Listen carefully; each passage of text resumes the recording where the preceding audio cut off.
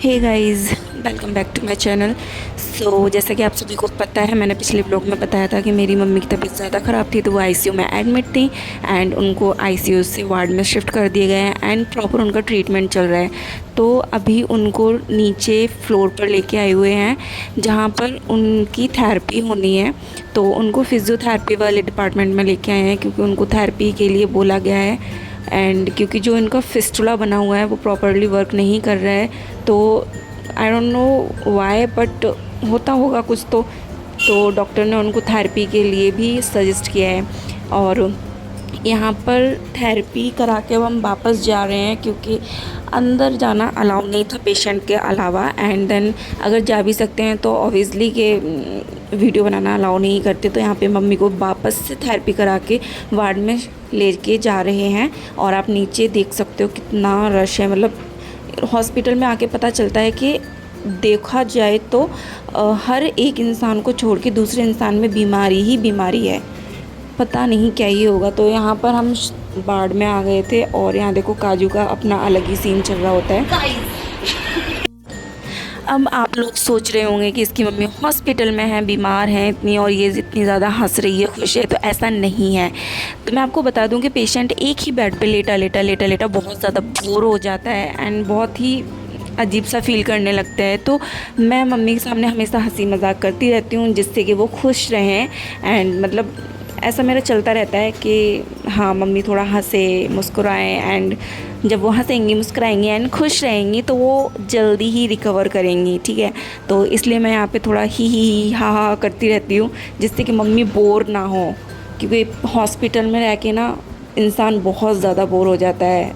मुझे पता है कि मम्मी हॉस्पिटल में जाते ही सीधे डिस्चार्ज का पूछने लगती हैं क्योंकि वो बहुत ज़्यादा बोर हो जाती हैं। उनको हॉस्पिटल में किसी को ही नहीं अच्छा लगता है एक्चुअली।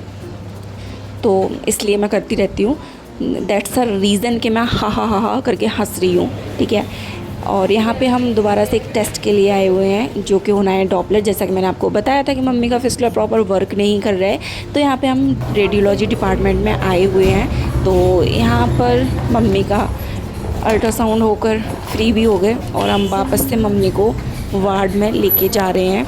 एंड यहाँ पे देखो, जैसे ही वार्ड में आए थे वहाँ पर मम्मी का डिनर भी आ गया था और अभी मम्मी की सॉफ्ट डाइट चल रही है, लाइक दलिया खिचड़ी ये सब, ठीक है, दाल वगैरह, मतलब सॉफ्ट डाइट पर ही है अभी नॉर्मल डाइट पर नहीं किया है क्योंकि अभी आईसीयू से ही को 1-2 दिन ही हुए हैं शिफ्ट हुए, तो अभी सॉफ्ट डाइट है।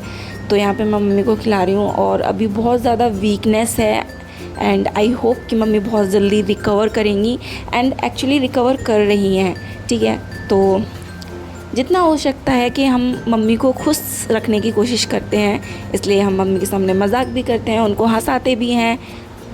और बस यही रीज़न है कि हम हंसते हैं एंड हंसाते हैं, ठीक है। तो यहाँ पे मम्मी ने थोड़ा सा ही खाया, उनको बोलती हैं कि हॉस्पिटल में आके मुझे भूख नहीं लगती एंड क्या ही कर सकते हैं। और यहाँ पे मम्मी का डिनर ख़त्म हो चुका है, मतलब मैंने उनको खिला दिया है और अब वो आराम करेंगी।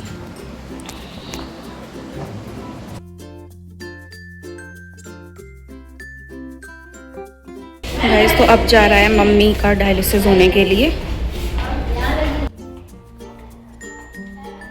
ये है डायलिसिस डिपार्टमेंट। तो डायलिसिस डिपार्टमेंट 3rd फ्लोर पर है, तो हम 3rd फ्लोर पे आए थे और मम्मी 7th फ्लोर पर एडमिट हैं।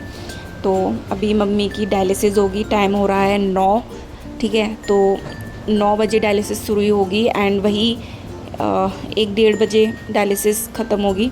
तो यहाँ पर मम्मी अपना वेट कर रही हैं। डायलिसिस से पहले वेट कराया जाता है एंड उसके अकॉर्डिंग जो भी वेस्ट निकालना होता है वो निकालते हैं। एंड मैं आपको यहाँ पे प्रॉपर जो प्रोसेस होता है डायलिसिस का वो मैं आपको दिखाऊंगी, ठीक है। शूट करना अलाउ नहीं था एक्चुअली, इन लोगों को पता ही नहीं था कि मैं शूट कर रही हूँ, तो इसलिए। तो यहाँ पे मम्मी ने अपना वेट कर लिया है एंड बेड पर शिफ्ट कर दिया है। यहाँ पे एक नहीं, एक साथ कम से कम 10 से 12 पेशेंट की डायलिसिस होती है एक साथ और 4-5 घंटे लगते हैं डायलिसिस होने में। तो यहाँ पे मम्मी को बेड पे लेटा दिया है एंड आपको मैं प्रोसेस दिखाऊंगी कि कैसे क्या करते हैं, कैसे क्या नहीं करते हैं। तो चलो देखते हैं।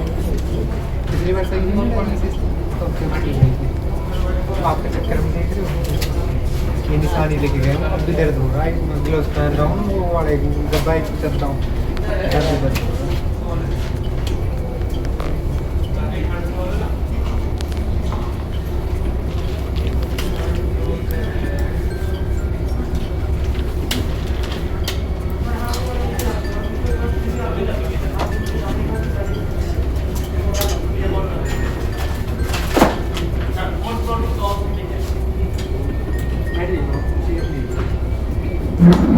लगा लो पहले।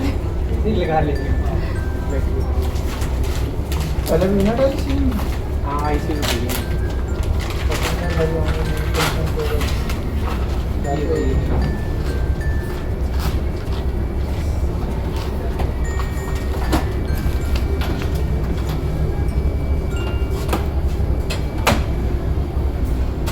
अपनी की बेटी लगता नहीं है क्या? ऐसा लगा था कि सनी वो डॉक्टर नहीं बेटी हूँ।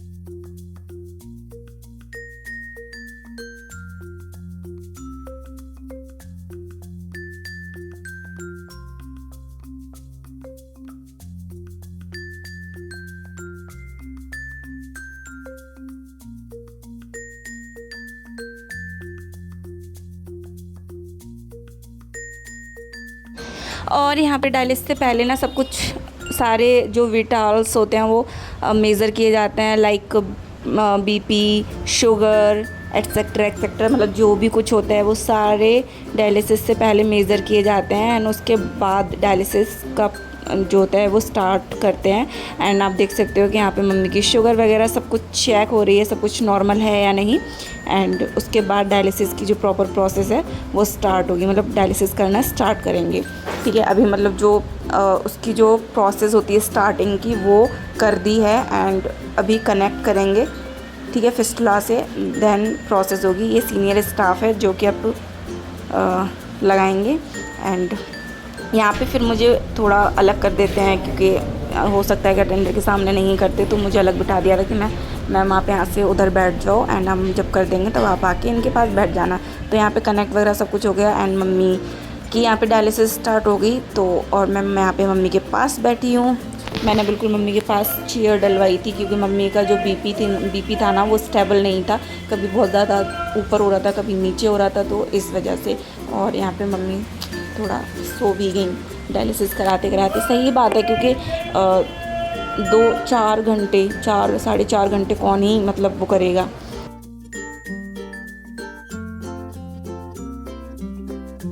यहाँ पे मम्मी जो थी वो ब्रेकफास्ट कर रही थी, और यहाँ पे देखो हमारे जो विंडो थी वहाँ पर एक कबूतर आके बैठा था।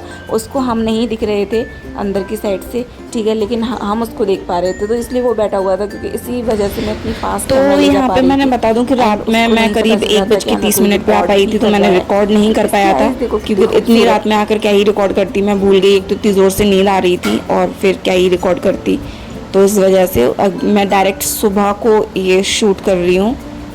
तो आप देख सकते हो कि हमारी बालकनी में एक क्यूट सा कबूतर आके बैठा है। गाइस फाइनली पूरे 8 दिन के बाद मम्मी का डिस्चार्ज हो गया और हम मम्मी को लेके जा रहे हैं घर।